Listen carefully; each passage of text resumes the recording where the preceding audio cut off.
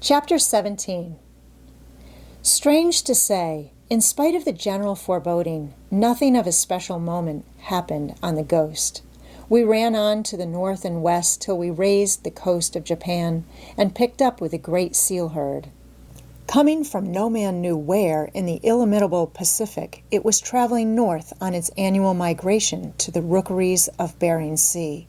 And north we traveled with it, ravaging and destroying, flinging the naked carcasses to the shark, and salting down the skins so that they might later adorn the fair shoulders of the women of the cities. It was wanton slaughter, and all for woman's sake. No man ate of the seal meat or the oil. After a good day's killing, I have seen our decks covered with hides and bodies, slippery with fat and blood, the scuppers running red, masts, ropes, and rails spattered with a sanguinary color, and the men like butchers plying their trade, naked and red of arm and hand, hard at work with ripping and flensing knives, removing the skins from the pretty sea creatures they had killed. It was my task to tally the pelts as they came aboard from the boats, to oversee the skinning and afterward the cleansing of the decks and bringing things ship-shape again. It was not pleasant work. My soul and my stomach revolted at it, and yet, in a way, this handling and directing of many men was good for me. It developed what little executive ability I possessed, and I was aware of a toughening or hardening which I was undergoing and which could not be anything but wholesome for Sissy Van Weyden. One thing I was beginning to feel, and that was that I could never again be quite the same man I had been. While my hope and faith in human life still survived Wolf Larson's destructive criticism, he had nevertheless been a cause of change in minor matters. He had opened up for me the world of the real, of which I had known practically nothing, and from which I had always shrunk. I had learned to look more closely at life as it was lived, to recognize that there were such things as facts in the world, to emerge from the realm of mind and idea, and to place certain values on the concrete and objective phases of existence. I saw more of Wolf Larson than ever when we had gained the grounds.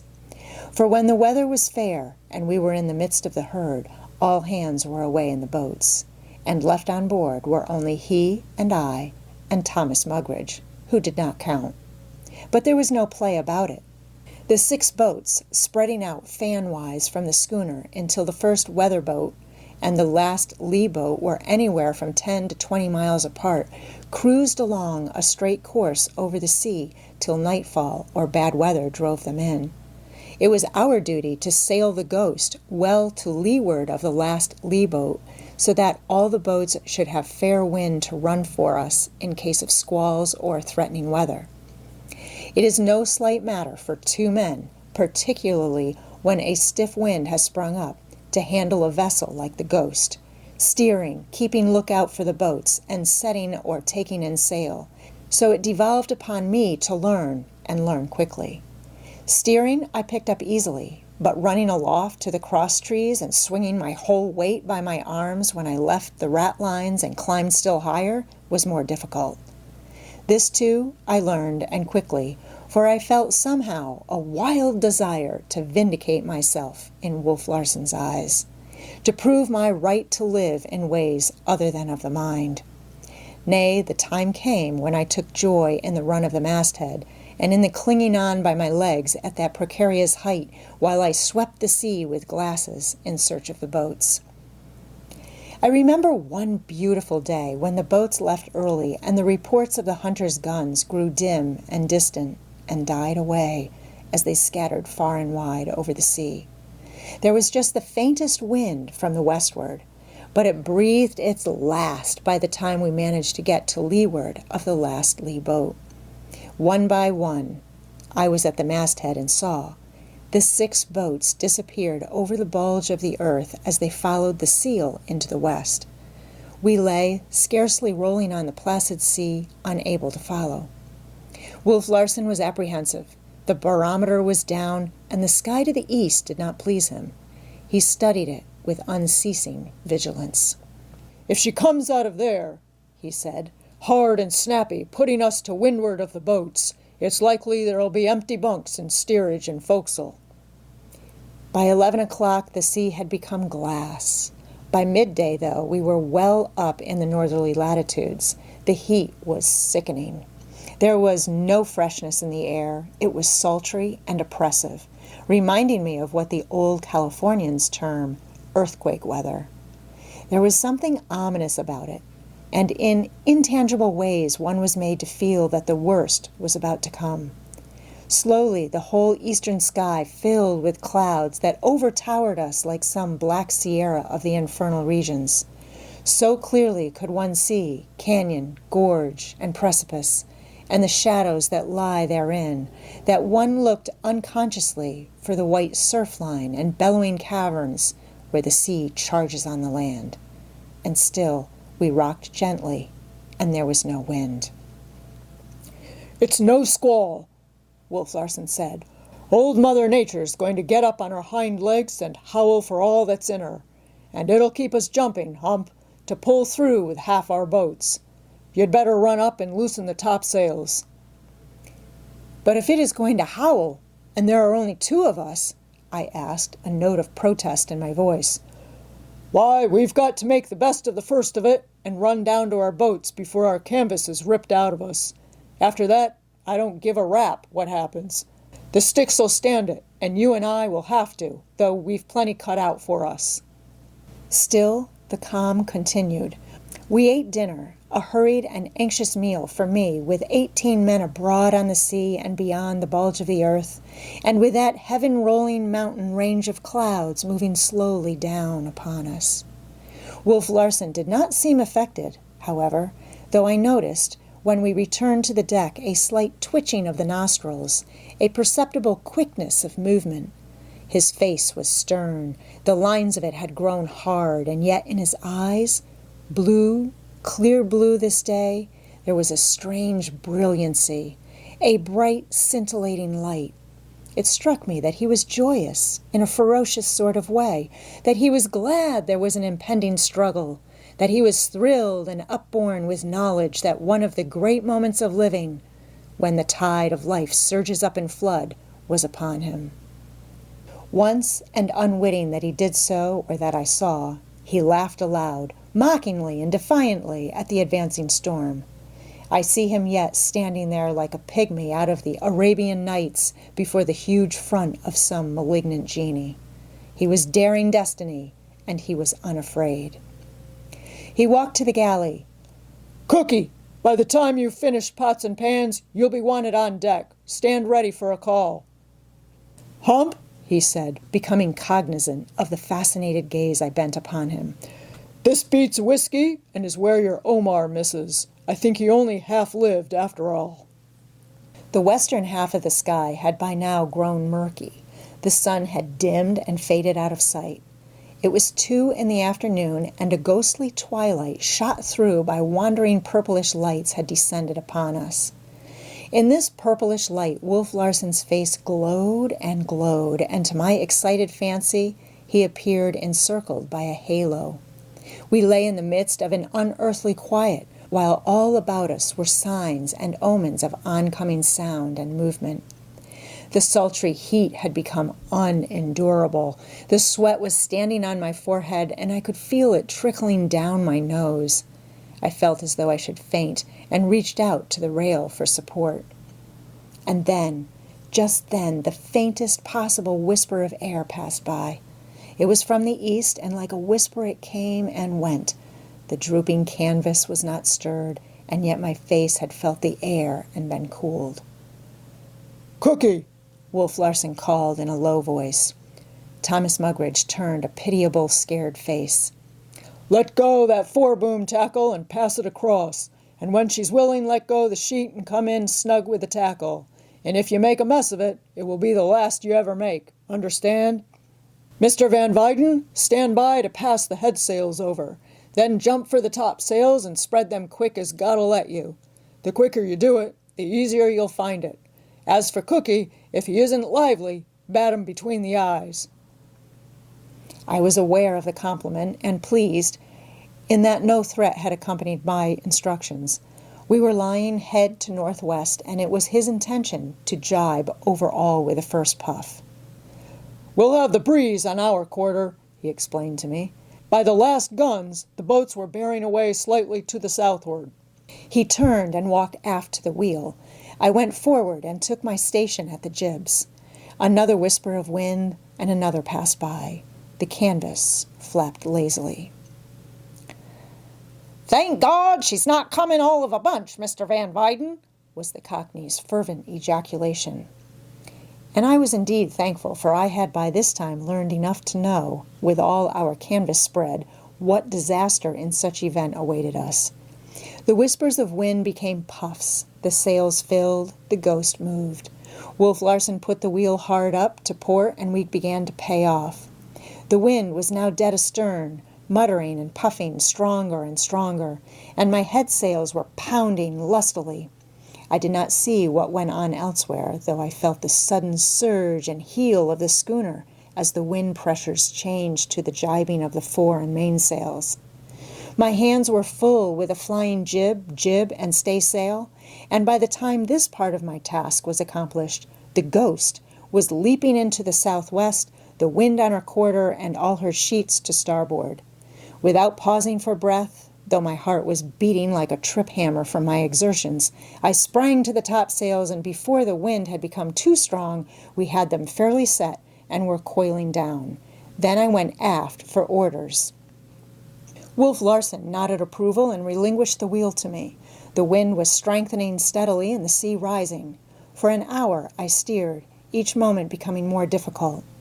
I had not the experience to steer at the gait we were going on a quartering course. "Now take a run-up with the glasses and raise some of the boats. We've made at least 10 knots, and we're going 12 or 13 now. The old girl knows how to walk." I contested myself with the 4 crosstrees, some 70 feet above the deck. As I searched the vacant stretch of water before me, I comprehended thoroughly the need for haste if we were to recover any of our men. Indeed, as I gazed at the heavy sea through which we were running, I doubted that there was a boat afloat. It did not seem possible that such frail craft could survive such stress of wind and water. I could not feel the full force of the wind, for we were running with it, but from my lofty perch I looked down as though outside the Ghost and apart from her, and saw the shape of her outlined sharply against the foaming sea as she tore along instinct with life.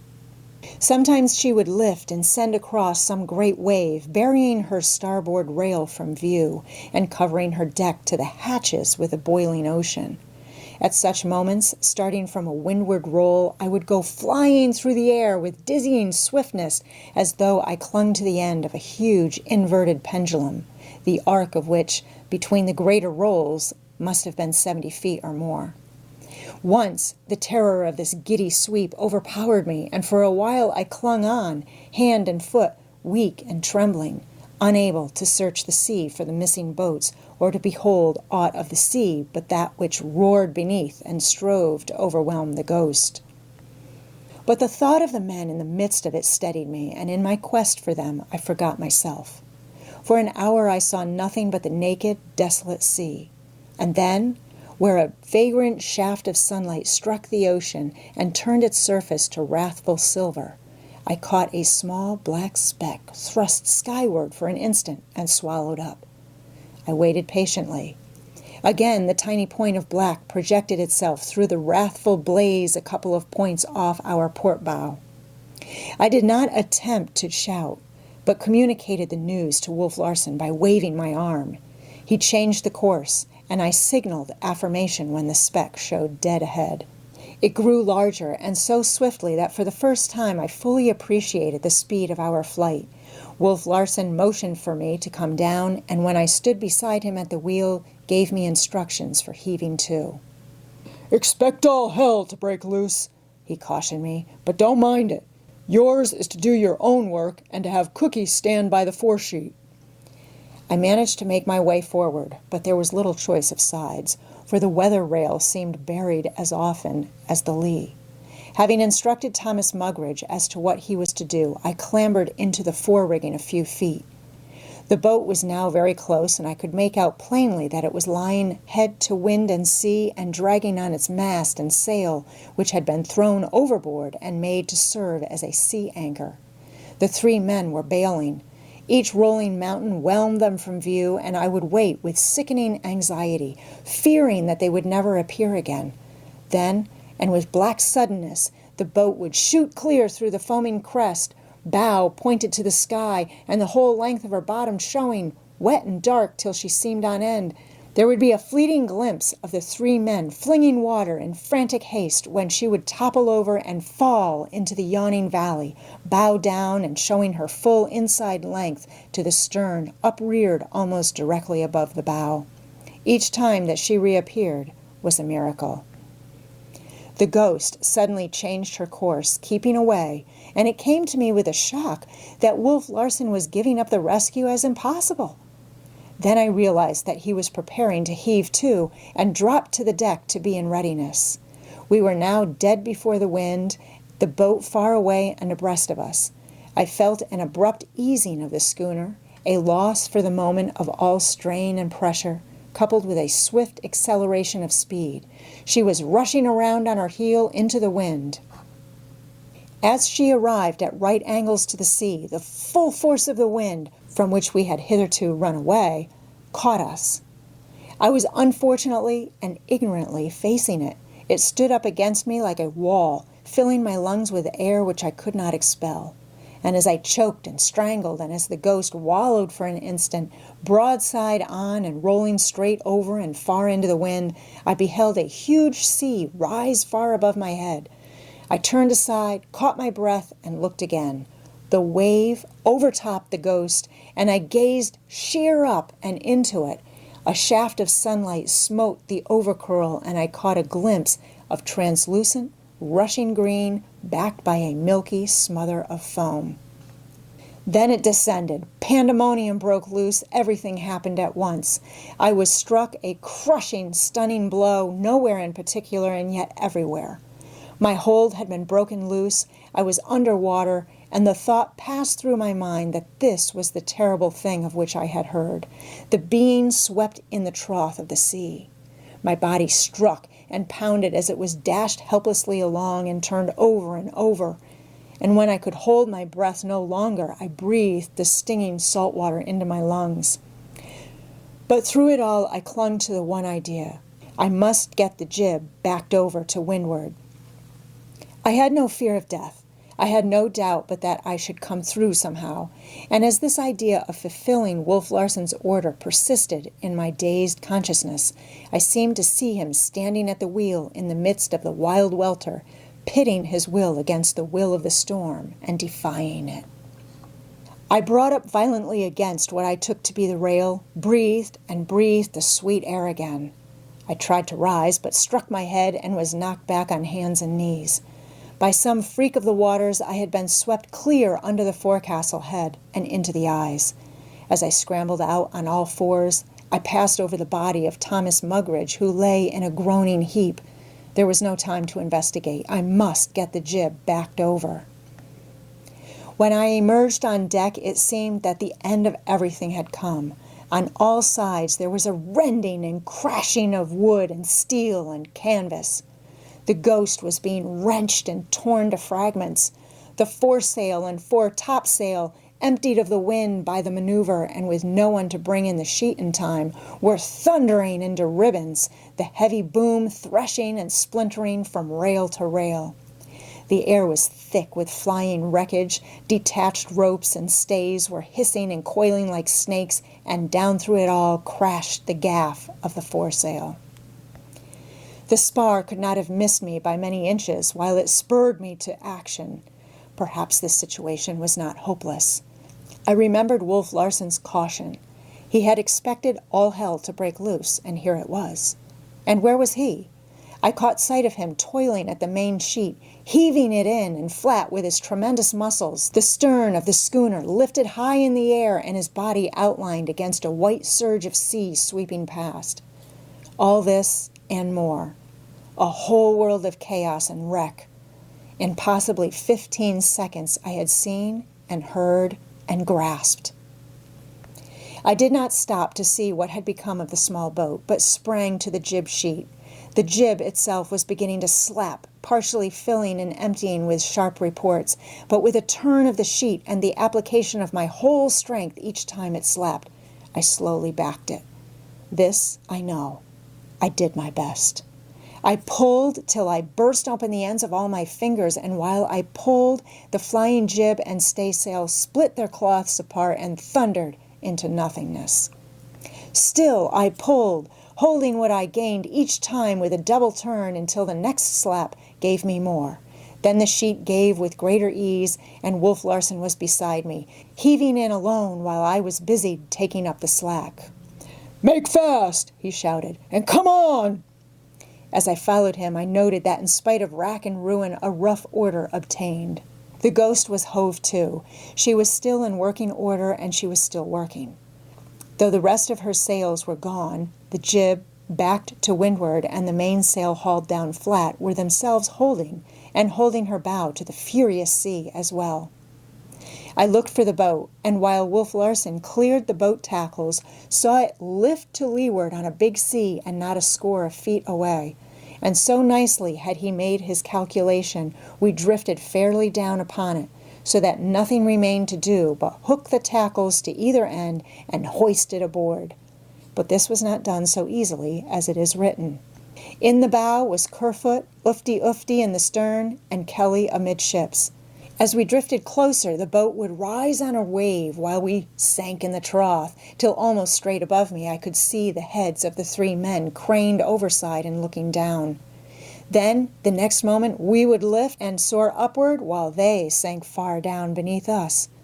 It seemed incredible that the next surge should not crush the Ghost down upon the tiny eggshell. But at the right moment, I passed the tackle to the Conica, while Wolf Larson did the same thing forward to Kerfoot. Both tackles were hooked in a trice, and the 3 men, deftly timing the roll, made a simultaneous leap aboard the schooner. As the Ghost rolled her side out of water, the boat was lifted snugly against her, and before the return roll came, we had heaved it in over the side and turned it bottom up on the deck. I noticed blood spouting from Kerfoot's left hand. In some way the 3rd finger had been crushed to a pulp, but he gave no sign of pain, and with his single right hand helped us lash the boat in its place. "Stand by to let the jib over, you, Ufty," Wolf Larson commanded, the very second we had finished with the boat. "Kelly, come aft and slack off the main sheet. You, Kerfoot, go forward and see what's become of Cookie. Mr. Van Weyden, run aloft again and cut away any stray stuff on your way." And having commanded, he went aft with his peculiar, tigerish leaps to the wheel. While I toiled up the fore-shrouds, the Ghost slowly paid off. This time, as we went into the trough of the sea and were swept, there were no sails to carry away. And halfway to the cross-trees, and flattened against the rigging by the full force of the wind so that it would have been impossible for me to have fallen, the Ghost, almost on her beam ends, and the masts parallel with the water, I looked not down, but at almost right angles from the perpendicular to the deck of the Ghost. But I saw not the deck, but where the deck should have been, for it was buried beneath a wild tumbling of water. Out of this water I could see the 2 masts rising, and that was all. The Ghost, for the moment, was buried beneath the sea. As she squared off more and more, escaping from the side pressure, she righted herself and broke her deck like a whale's back through the ocean surface. Then we raced, and wildly, across the wild sea, the while I hung like a fly in the cross trees and searched for the other boats. In half an hour I sighted the second one, swamped and bottom up, to which were desperately clinging Jock Horner, Fat Lewis, and Johnson. This time I remained aloft, and Wolf Larson succeeded in heaving to without being swept. As before, we drifted down upon it. Tackles were made fast, and lines flung to the men, who scrambled aboard like monkeys. The boat itself was crushed and splintered against the schooner's side as it came inboard, but the wreck was securely lashed, for it could be patched and made whole again.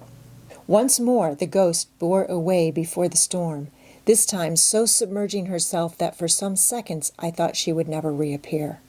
Even the wheel, quite a deal higher than the waist, was covered and swept again and again. At such moments I felt strangely alone with God, alone with him and watching the chaos of his wrath. And then the wheel would reappear, and Wolf Larson's broad shoulders, his hands gripping the spokes and holding the schooner to the course of his will. Himself an earth god, dominating the storm, flinging its descending waters from him and riding it to his own ends. And oh, the marvel of it, the marvel of it, that tiny men should live and breathe and work and drive so frail a contrivance of wood and cloth through so tremendous an elemental strife. As before, the ghost swung out of the trough, lifting her deck again out of the sea, and dashed before the howling blast. It was now 5:30, and half an hour later, when the last of the day lost itself in a dim and furious twilight, I sighted a third boat. It was bottom up, and there was no sign of its crew. Wolf Larson repeated his maneuver, holding off and then rounding up to windward and drifting down upon it. But this time he missed by 40 feet, the boat passing astern. "Number 4 boat!" Ufty cried, his keen eyes reading its number in the 1 second when it lifted clear of the foam and upside down. It was Henderson's boat, and with him had been lost Holyoke and Williams, another of the Deepwater crowd.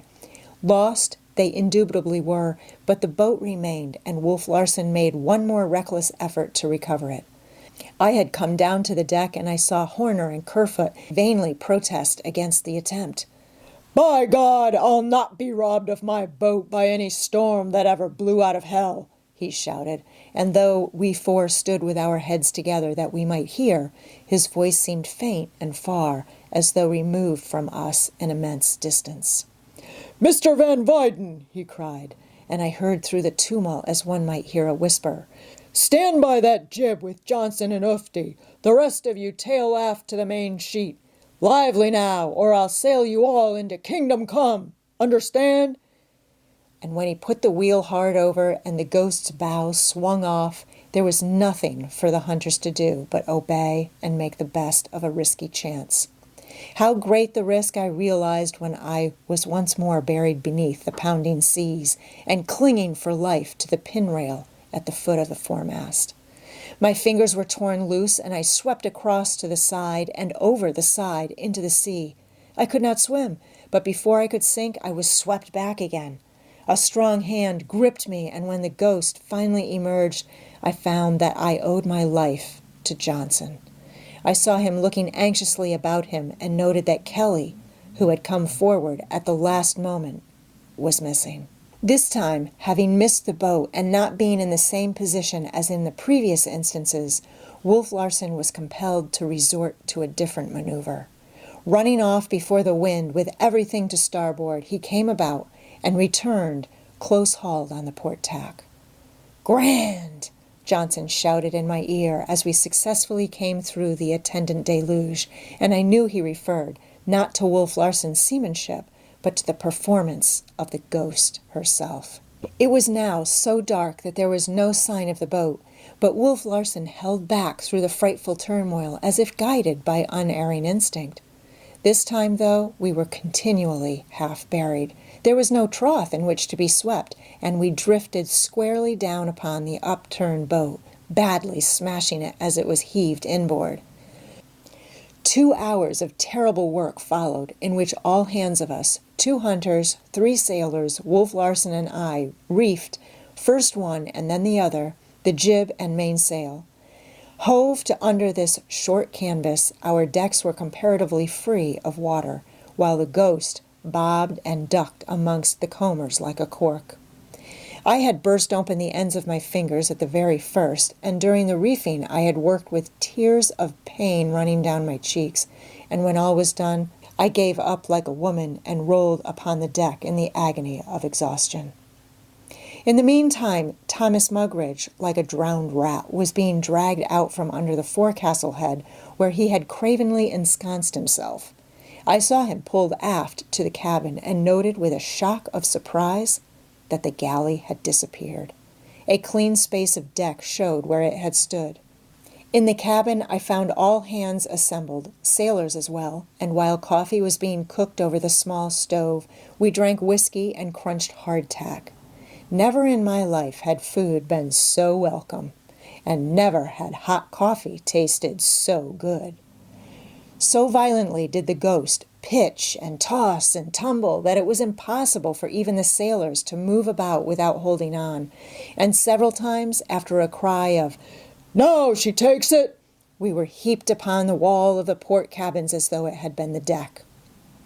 "To hell with a lookout," I heard Wolf Larson say when we had eaten and drunk our fill.